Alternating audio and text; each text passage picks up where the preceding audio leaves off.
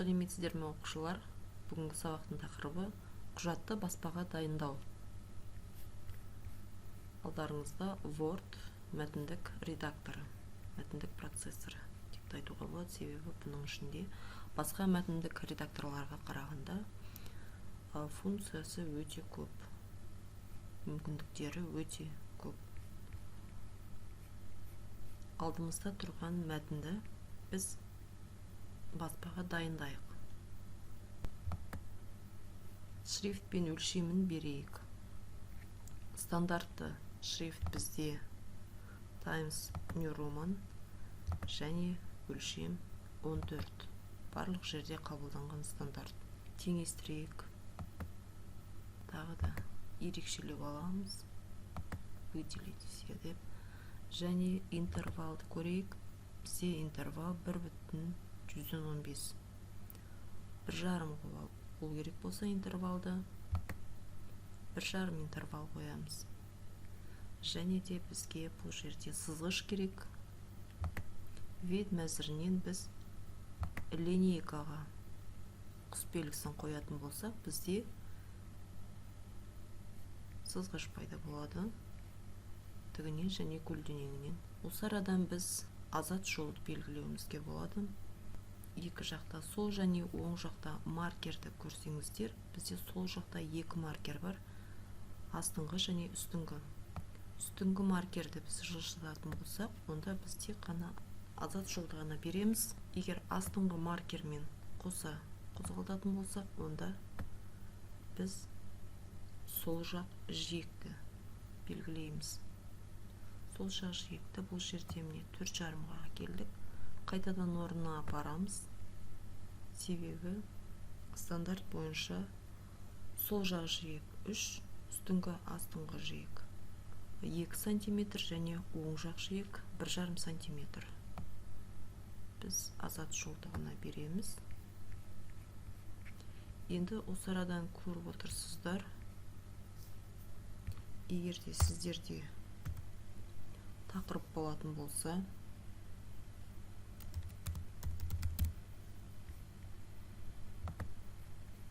главное, басты бетте біз тақырыпты ортаға қоятын болсақ, ортаға қарай деген теңестіруді басамыз.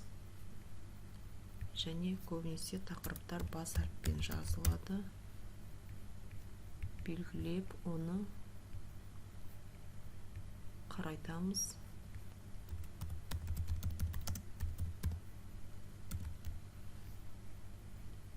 Тағы бір тақырып болатын болса, онда тараудан кейінгі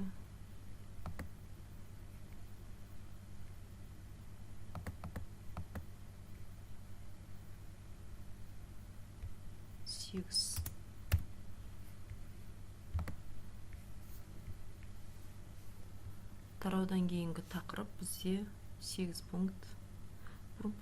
Бір пункт ол 0,36 мм. Тақырыптан кейінгі арақашықтық 24 пункт.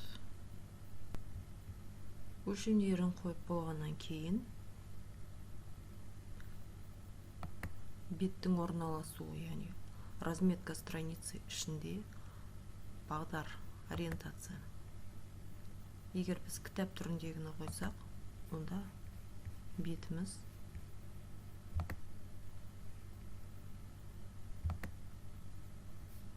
тігінен шығады.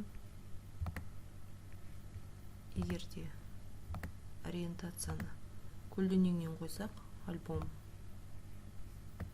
онда бетіміз көлденеңнен басылып шығады. Осы беттің орналасуының ішінде жиек бар, поля. Жиекті біз таңдауымызға болады. Мысалға, настраиваемый поля дейді, бапталатын жиек. Бізде стандарт бойынша программа өзі сол жағын 3 см, жоғары және төменгі жағын 2 см-ден, оң жағын 1,5 см-ден береді. Егер сіздер оны өзгертіп тастайтын болсаңыздар,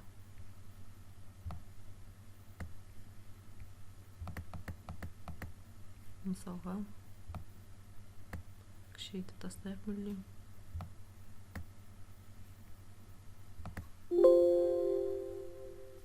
печатқа жібергенде сіздерде мынадай хабар шығады. Бір және бірнеше жиек баспалау аймағынан тыс жатыр деген. Жиектің шамасын үлкейту үшін исправить деген, жөндеу батырмасын басыңыз дейді. Баспалау аймағына кіру үшін жиегіңіз осындай болу керек деген ұсыныс айтып тұр. Сіз келісесіз. Не оны өзіңіз үлкейтуіңізге болады одан ары қарай.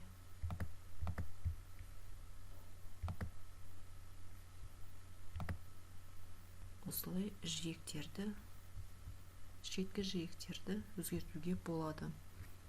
Егер бұл сіздердің жай ғана реферат түрінде болса, сіз бұл алғашқы бетті сіздер безендіргілеріңіз келсе, титульная страница дегенде әртүрлі шаблондар бар. Соны таңдап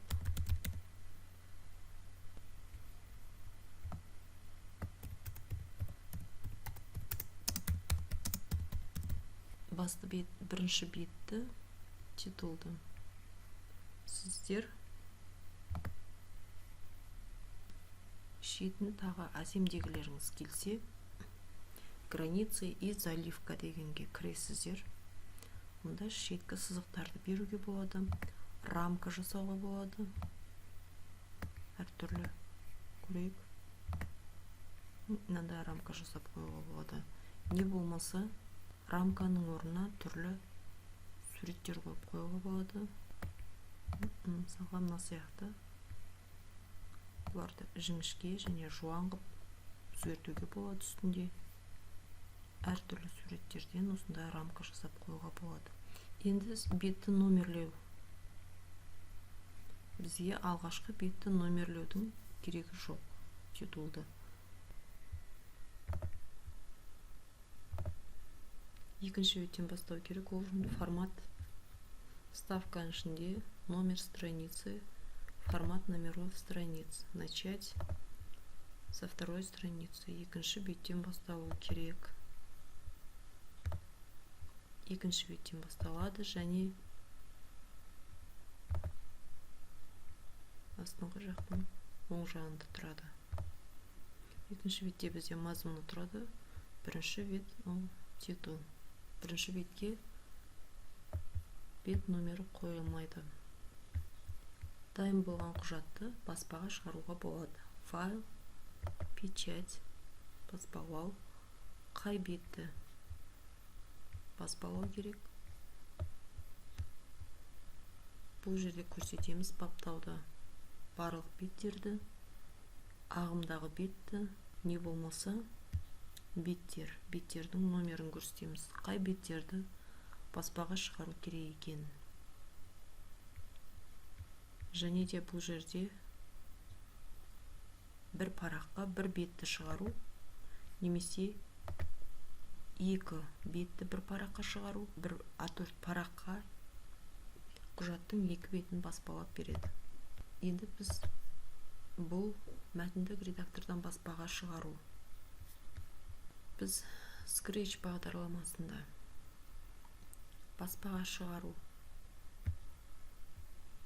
командасы болмағандықтан кез келген өзіміздің жасаған программаны баспаға шығарып алу үшін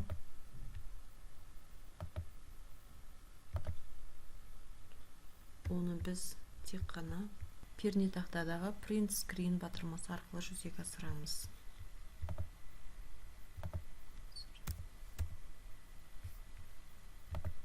Пернетақтаны көрсетейін, мен қазір экранға шығарып.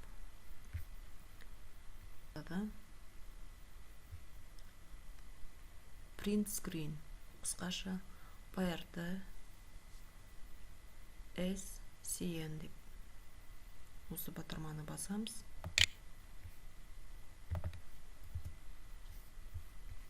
Және мысалға құжатқа әкеп вставить деп саламыз.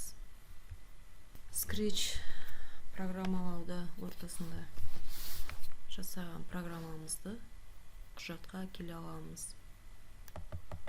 егер барлығы бізге Scratch сериясының барлық бөлігі керек емес болса, 2 рет басамыз, сол кезде бізде формат мәзір ашылады. Сол жерден обрезканы таңдап,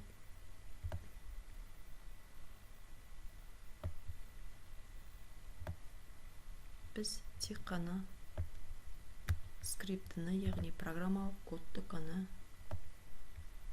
қиып алдық. Осылайша дайын жасаған программаның кодын мәтіндік редакторға әкелуге болады. Дайын болған құжатымызды файл, печать және сияқты баптауларымызды жасап алғаннан кейін қай бетті қанша шығару керек барлық параметрлерді қойғаннан кейін печать батырмасын басып, біз принтерге баспаға шығару құрылғысына жібереміз. Екі түрлі баспаға жіберудің түрі бар. Бірі басып шығарышқа, яғни принтерге жіберу. Енді бірі файлға печаттау. Файлға печаттау дегеніміз, біз мәтіндік редакторда жасаған құжатымызды PDF файлына жібереміз.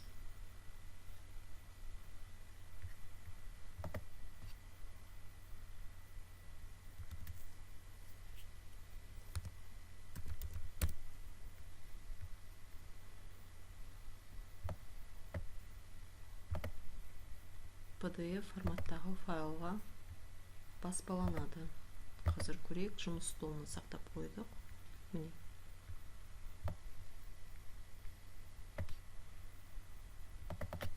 PDF форматтағы файлды алдық. PDF файлды оқитын бізге редакторлар керек.